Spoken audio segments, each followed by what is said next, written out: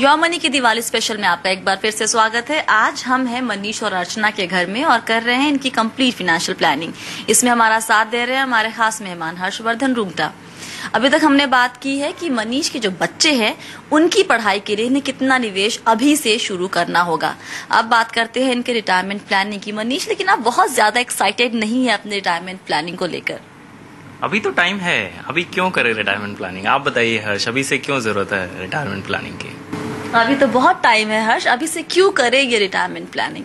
Normally देखिए, हमें देखते हैं कि यही जो फीलिंग है, ये फीलिंग एक्चुअली जब हम रिटायरमेंट के बहुत करीब आने लग जाते हैं तब ये फीलिंग हमें रियलाइज होता है कि बहुत गलत है।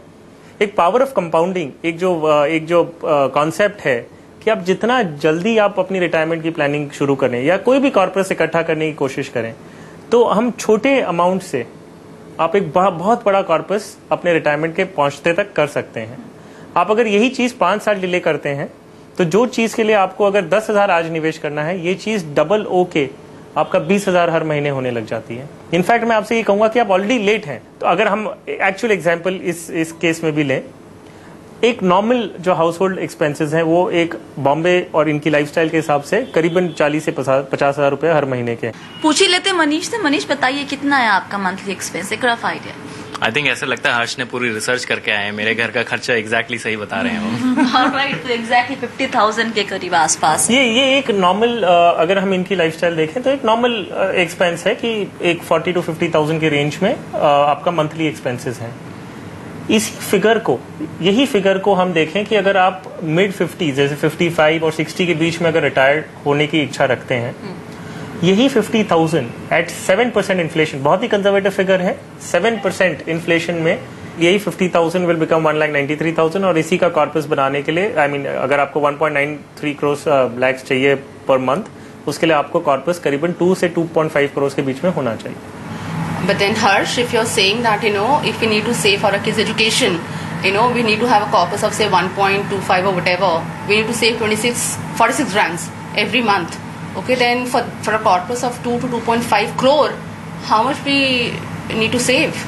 Then additional. आपका ये कंसर्न बहुत ही ज्यादा वैलिड है, लेकिन हमें ये रियलिटी से फेस करना होगा कि अगर ये आपके मंथली एक्सपेंसेस आज हैं, 50,000 आज है, ये 1,93,000 20 ईयर्स लेटर होने ही वाला है। अगर होने ही वाला है तो आपको कॉर्पस की जरूरत है, आपको अच्छा लगे ना लगे। इसीलिए मैं अभी आपसे कह रहा था कि अगर आप पहले शुरू करते हैं तो ये अमाउंट बहुत ही ज्यादा कम होता और आपका कॉर्पस बहुत बड़ा बनता, क्योंकि पावर ऑफ कंपाउंडिंग की वजह से। Okay, Harsh, you explained, where we need to basically save that 46 grand, where all we should invest. Yeah, this 21 grands, which you're saying additional we need for that retirement thing, where do we invest that in which fund?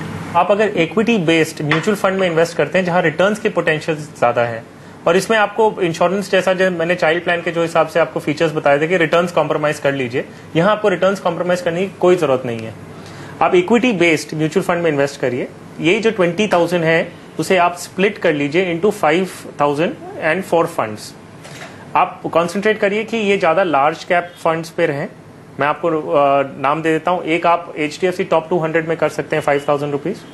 5,000 आप index based fund में कीजिए जो pure Sensex या Nifty को track करता हो। इसमें से बेहतरीन एक है फ्रैंकलिन टेम्पल्टन इंडेक्स फंड, आप उसमें इन्वेस्ट करिए। एक जो तीसरा फंड है उसे एक वेल डाइवर्सिफाइड फंड में कर दीजिए, तो उसमें आप बिरला सन लाइफ का फ्रंटलाइन इक्विटी चूज कर सकते हैं।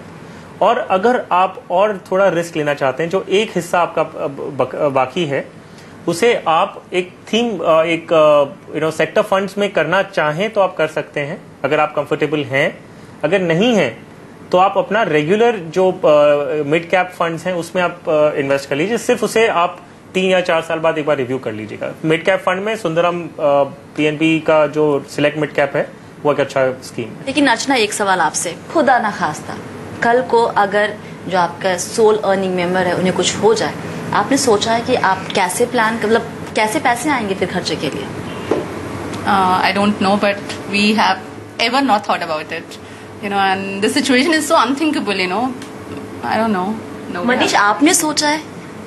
आई think best option is to get some insurance. So हमने कुछ इंश्योरेंस लेके रखा है। अगर हमें आज की डेट में अगर 40-50 हजार रुपए का मंथली अर्निंग चाहिए तो उसमें भी गैप है।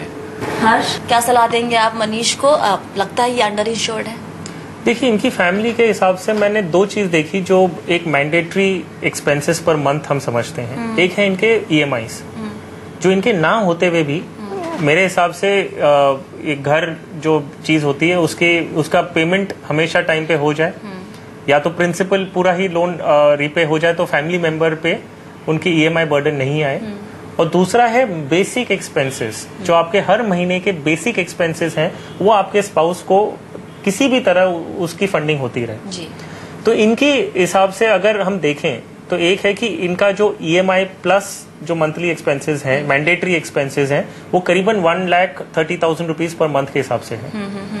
अगर इन्हें 1,30,000 हर महीने का चाहिए, हम ये देखते हैं जो अर्निंग मेंबर है उनकी लाइफ पे अगर 2 करोड़ का इंश्योरेंस हो, टर्म पॉलिसी के जरिए अगर 2 करोड़ का इंश्योरेंस हो, खुदा ना खास्ता इनकी मृत्यु के बाद जो सर्वाइविंग मेंबर हैं उन्हें 2 करोड़ इंश्योरेंस कंपनी दे देती है, वो एक फिक्स डिपॉजिट में कर दे, कोई भी रिस्क ना ले वो इन्वेस्टमेंट पे। अगर 6% इंटरेस्ट भी हम देखें वो चीज का, तो इनका 1,20,000 पर मंथ हो जाता है।